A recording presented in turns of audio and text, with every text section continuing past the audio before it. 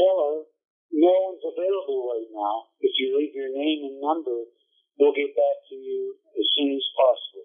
Thanks. Talk to you later. Bye. What was Dad like? He was very sociable.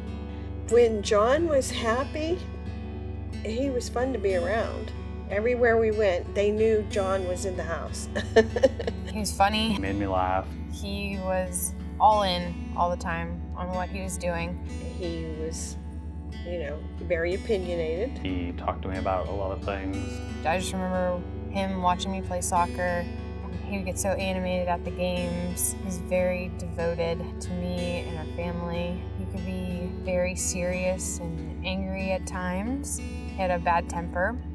But when he was mad, you did not want to be near him because he was like a white tornado and just everything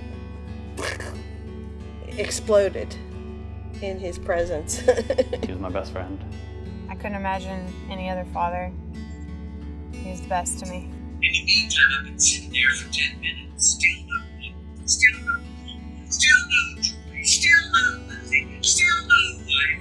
I don't know what to do, as everybody keeps running in saying, I need a seat, can I sit there? God, no, these are all taken.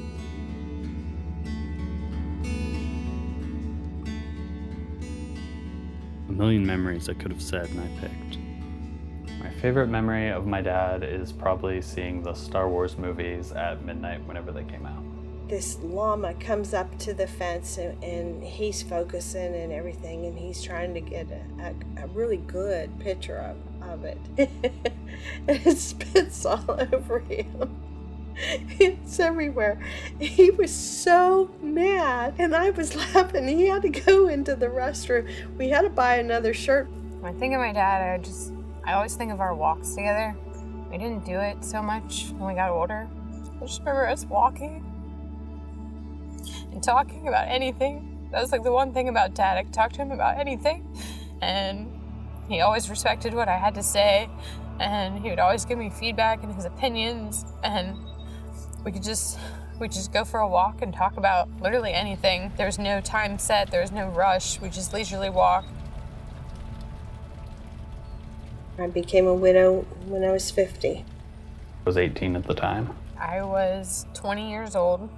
I was in school at the Art Institute. I worked in a restaurant, was dating someone.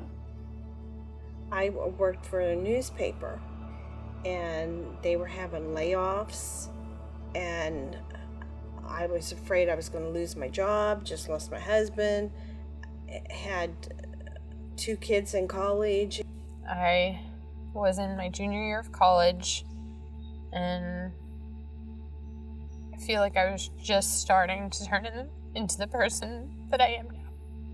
I feel like he didn't get the full aspect of who I am now. I wish he could have got to know me better.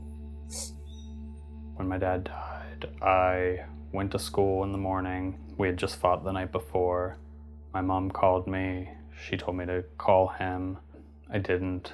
I was stubborn, just like him. And then I went to my girlfriend's house, and we drove back to my parents' house, and I shoveled the driveway. He wasn't there when I got there. He had just had a heart attack, so he wasn't supposed to be driving. So I called my mom and I said, hey, Dad's not here. I don't know what's going on. And she said she had just talked to him on the phone, right before that. He wasn't answering the phone. I kept calling the neighbor, and I called my brother. My neighbor said that he was home, and I thought, well, he knows that I know that he went out because he wasn't supposed to be driving. And so he doesn't want to pick up the phone. That's what I thought he was doing. But I came home, and there was no sign of him here. We didn't know what to do, but I called 911, and they put me on hold. And I'm like, I know it's going to be bad if they put me on hold. I was just coming back from bowling with friends, and I pulled into my driveway, and there were police there. And I stepped out, and they told me to leave or something like that, and I was like, I live here. And then they asked me if I wanted to come inside, which I thought was weird. And then I found out once I came inside the house. When they got here, they said he was gone. I said, did he have another heart attack and die? And he goes, no, ma'am. He'd done himself in. And I was just complete shock. I don't think I said anything. I didn't hear how he had died right away. I heard that he was dead. I left the room. I called my girlfriend and told her right away. I was on the phone with her, and then they told me to get off the phone, and they were kind of questioning whether they would tell me how he died right away, but once the police told them that they had to tell me, so they ended up telling me shortly after that.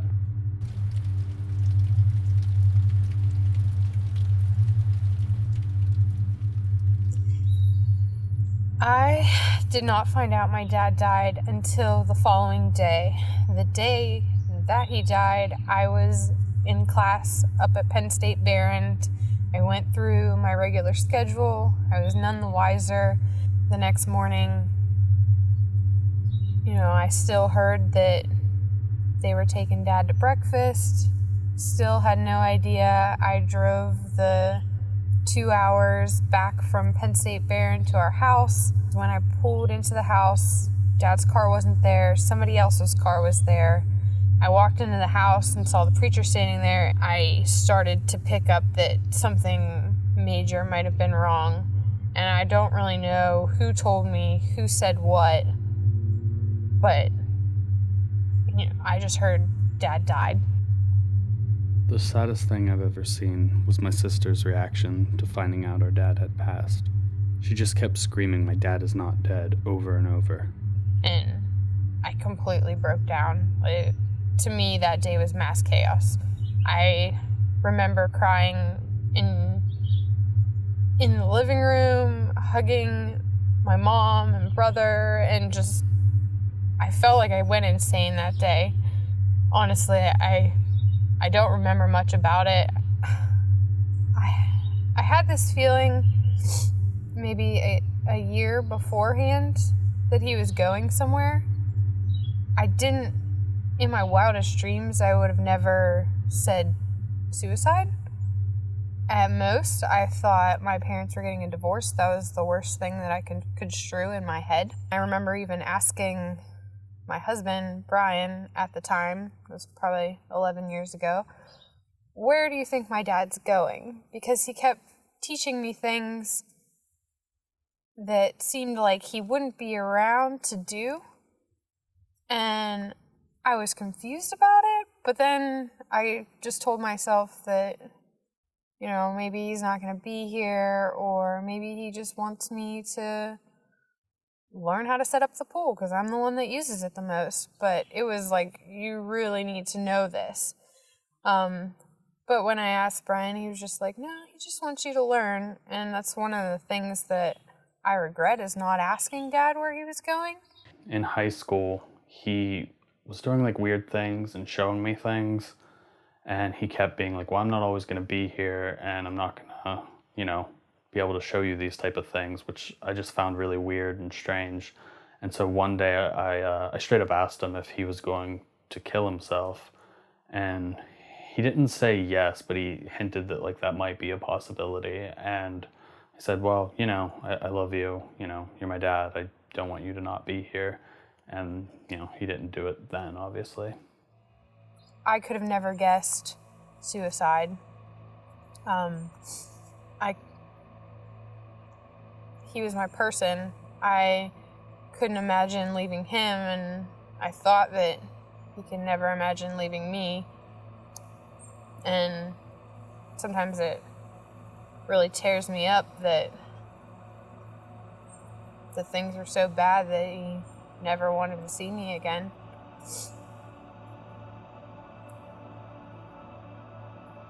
The way he died was a surprise to me, because he always said he would never commit suicide. And I didn't have any inclination. I mean, I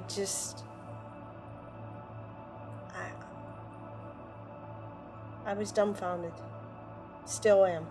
His last day, he called a lot of people. My mom got a good final conversation from him. He didn't call me or Jenna. Must have called me right before he decided to go out and do what he did, but he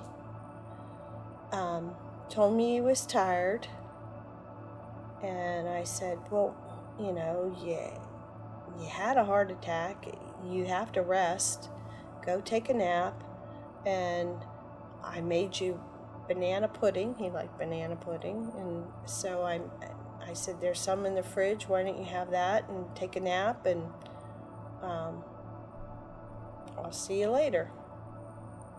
And that was it. No indication of anything. It wasn't a strange conversation. I just, like a normal one. No one was suspicious. He didn't say anything out of the ordinary from what I know. I mean, he talked to most of them on a pretty regular basis, so it wasn't that odd that he would call and, you know, chat, especially because he was stuck in the house at that point. He had been like in and out of hospitals and stuff, and he had been home and probably was only home for like a week or two before he ended up doing it. A lot of people have said they think like if he would have called us, he probably wouldn't have done it, but he kind of contacted everyone else that he was close with and kind of, you know, spoke with them and said, you know, sweet things and a goodbye, more or less. Even though he didn't call Jenna on that last day, she got to have a good last moment with him. She was talking to him on the phone, and he said, "I love you lots." She replied, "I love you lots too." He said, "I know." I didn't get to be as lucky as my mom and sister. My dad's last words to me were, "You are not my son." We were fighting over shoveling the driveway, and that's how that ended. He wanted me to do more things. He had recently had a heart attack, but he didn't express that to me, so I was just kind of living my own life. So I think he was just upset and frustrated and kind of took all of what he was feeling out on me at the time. The time period right after Dad died was just dark. I didn't want to do anything. I didn't want to see anybody. It was like I was in a fog. You know, I mean, I did things, but I don't remember getting through them. Like, if you would have asked me 2 years prior, what would you do if your dad died, I would say I couldn't live. There's no way I could go on without him.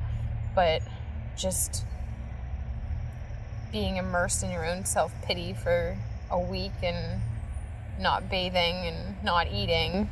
It was like a crisis period. I don't remember it very well. It just, things happened. You're still here. You still have to go on. It's better just to get back in the routine and push past it. It was really tough. If I didn't have the kids, I don't think I could have gotten through all of it. But I mean, there was just so much drama and stress and financial hardship. It was really tough. After a week, I went back to school. Honestly, I worked harder than ever. I got better grades than I had ever gotten. And I just devoted myself to that, to push all my feelings into school and making it out and making myself something, and hopefully he'd be proud of me for that. I would say the hardest days were right after it happened. There's just been days where little things set me off. Like I'll be watching a TV show and there's like a really nice moment with a father, or I'll be watching a movie that I know if he were alive I would see with him. So that was, you know, hard knowing that I wasn't seeing it with him. When my sister got married, that was hard. You know, they did like a moment of silence for him and things like that. And so like I was really confronted with it and had to think about it. Going to Thanksgiving or Christmas and looking around and you know who isn't there. That would always just eat away at the back of me. Well, when he first died, I relied on work to deal with the trauma. I mean, keeping busy was... I was going to quit the second job right after Christmas, and then I found out I needed it. The funeral happened and I did get into another school and switched majors and things like that. I ended up moving out of the house, getting my own place, stuff like that. A lot changed for me very quick. I kept busy, and that was a good thing, to keep busy, and sometimes I was too busy to think about things. I didn't think I was strong dealing with this, and I apologized to my son for being so wimpy. And he said to me, "Mom, you're one of the strongest women I know." And I'm like, wow, that was like the highest compliment. I didn't feel that I was strong, but I tried to put up a brave front around them. I can talk about this with my family. I don't like to, because I'm in a happy place now, and it's sad. And I'm getting too old to be in a sad place. I do feel like I could talk about this with my family. Do I choose to? No. Do I talk about it with anyone? No. So it's a lot of self-reflection, and I'll talk to him, I'll talk to God, whoever will listen in my thoughts, but no, I try not to talk about it with people. With my sister, until this time period, we had never really talked about it. My mom and me talked about it a lot when it first happened, but after a while she kind of got negative about it, and I told her I didn't want to talk to her about it for a while. I do feel like I can, but I have felt alone in some of the things. My relationship with my family has gotten better. We're closer. I mean, because we're all we have. I always valued my family and I love them, but I think I took for granted that they would always be here and for me. So I try harder now to let them know that I love them and I'm here for them. It's definitely hard for me, especially coming back to Pennsylvania. You'd think it would be happy, but when I get here, I realize what I lost. But I hope they know that I love them more than anything, and I could never leave them by choice. Me and my mom weren't very close, but after my dad passed, we became a lot closer, talked on the phone a lot more. She wanted to know where I was and if I was okay. Different times, if we couldn't get a hold of each other during a day, we both would kind of be upset by it, just because we'd worry. How often I think about it, it varies, but I would probably say at some point every day. The day that he died, I think of him then. I think of him on his birthday. Think of him on my anniversary. And the kids' birthdays. I often think about my dad and what happened. It used to be every day, every minute. Now, I never forget about it. I'm always thinking about him, wishing that I could tell him something or show him something. There's other times when I'll be doing something and, something would be familiar that we would have done together, and I'm like, John, you missed it. The way I live with this trauma is mainly joking and being humorous instead of, talking about it in like an earnest way. I just kind of make jokes, and I have friends that allow me to, and that gets me through it. I guess I rely on humor, to get through this. Thinking of the happier things and the happier times is a lot easier than thinking about the way he went out. That just pulls me into a dark place and a sad place. So I think I rely on humor to get me through it. I do not rely on humor, just because I don't talk about it. I don't think that I could joke about it. You would never know if you met me from today that my dad died from suicide. If someone asks how my dad died, I lie by omission and I say he had a heart attack, which I tell myself in my mind that that's okay because he did have a heart attack. And it's not because I'm embarrassed by it. It's that I don't want anyone to think badly about my dad, that his life was bad or he didn't appreciate us or anything. I just think he had some things going on that he tried to solve unsuccessfully. I try to go through every day and tell the people that I love them. I think things will get better, and they do. Not always good, not always bad, but, better. I don't ever know when I'm going to be triggered into a breakdown. It could be anything. Seeing a cardinal in the yard, thinking of my dad, someone saying the word dad, anything. I almost want to say I've never dealt with it properly. Any advice I could give, just don't blame yourself. Because I know it's easy to think of why you could have caused it or what you could have done to stop it. The truth is, what's done is done. There's no going back, so just think about what you did have and all the good times. The only thing I can think of is take each day, one day at a time. You might have to take baby steps. I mean, because that first year is really, really tough getting through that. I don't know, don't try to fully understand it just because I don't think there is a way to fully understand it. It's always still there. So just realizing that and learning to live with that pain and, trying to do it in a healthy way and not just like, drinking or trying to forget in that sense. It's hard when you go to weddings or something and you think, oh, John would have been here. He would have liked this. And he's not here. My thoughts on suicide, I think that people must be in a very, very bad place to do that. It'll get better. Tomorrow's another day.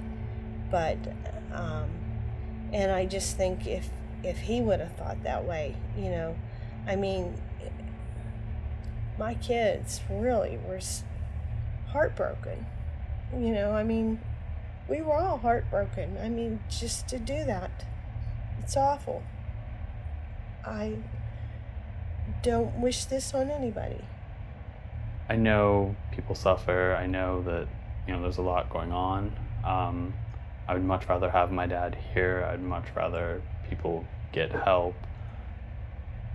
But I don't want to pretend that every person that's gone through that is a bad person or anything like that. I don't think it's a great solution for anyone. I think suicide is selfish. I think it's a way to get out of your problems without solving them.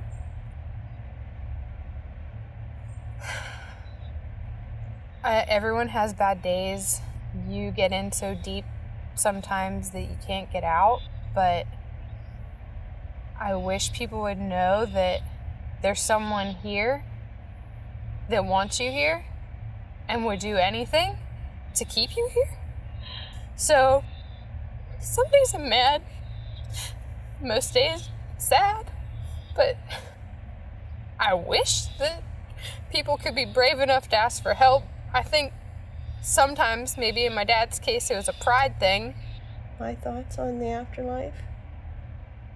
Well, there's heaven and there's hell.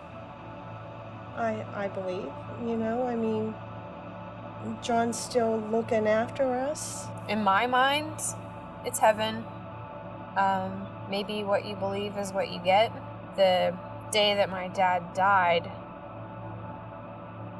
before I knew that he died, before I talked to anyone, I was getting ready in my apartment and I heard him say my name twice. Unmistakable. And it was so clear that I had to turn around because I was like, Dad, where are you? I can't deny that it happened. What is that? No one can explain that to me, but you won't tell me that I didn't hear it because I did. That didn't even trigger me to call anyone or thank God. I was just like, okay, I must miss him a lot, and went on.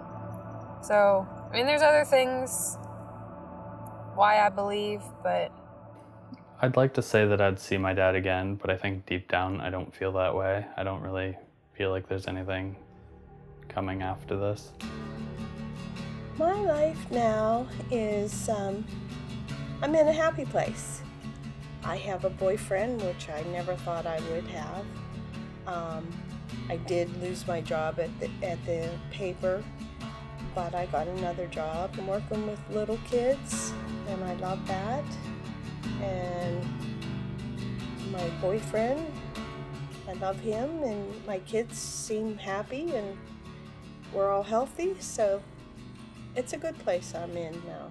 Now I'm in grad school at Chatham for film. I'm dating someone. The person that I am now, I'd like to think that I'm kind and I'm not the brat that I was when I was a teenager. I mean, everyone goes through that, but that's where I was. I mean, I was just coming out of it. I no longer think the world revolves around me. I'm still a little self-centered sometimes, but I'd like to think that I come off as a good person and I care about other things than just going to the mall.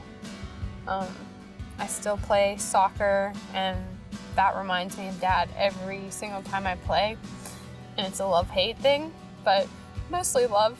I like to think that he's watching, because he went to every single game that I had. Even if it was 5 hours away, he'd still be there. And I always appreciated that. So I can't define who I am now. I just know that I'm better than what I was, and maybe that's because Dad left. I really can't say, but I feel like we would get along even better now. And I just wish that I could ask him some opinions on life or get his advice. Oh, I see John in my kids. In Jenna, I see his sense of adventure. I see some of his tones in you, in your passion. You have some similarities of things that you like to do, like you like the movies. He loved going to the movies the first day. I was scared for this interview because I said I was in a happy place and I didn't want to go back to all that and think about it, but if it helps Jordan get through it, maybe it's answers some questions for him. Or maybe it helped Jenna when he interviewed Jenna. If you're struggling to seek help and, talk to whoever in any way that you can talk, whether it's, joking or just memories or anything like that, I think, keeping it all to yourself isn't good. Knowing that other people have experienced this and you're not alone is good. I would just tell him how much I loved him and how much I wish he was still here, and he's missed a lot of different and fun things. I would like to say that even though some of the stuff that comes out of my mouth is negative, I don't blame my dad for doing it. I'm not mad at him. I'm mad at the situation and how it played out, and I wish I could have done anything to make it better, but I'm not saying his actions are justified, but I can't ever hate him. I loved him so much. Could have done anything, murdered someone else, and I'd still love him. I always will. So even though I come off a little cynical, I just want everyone to know that I love my dad with all my heart, and nothing could ever stop that. Me and my sister never talked about my dad's suicide. I needed more tissues than I originally imagined when interviewing her. You're the closest. If I need his opinion, I ask you. Because Mom and me think the same, but you think a lot like Dad. When I look at you, I see Dad. And I love it. And sometimes it's a stab to the heart, just like when I see Uncle Sonny. Takes my breath away every time. Not you don't give me a stab to the heart, just that I wish he could see who you are now. I mean, you've grown so much. You've 180'd. I mean, we're both not the same. Hello. No one's available right now. If you leave your name and number, we'll get back to you as soon as possible. Thanks. Talk to you later. Bye.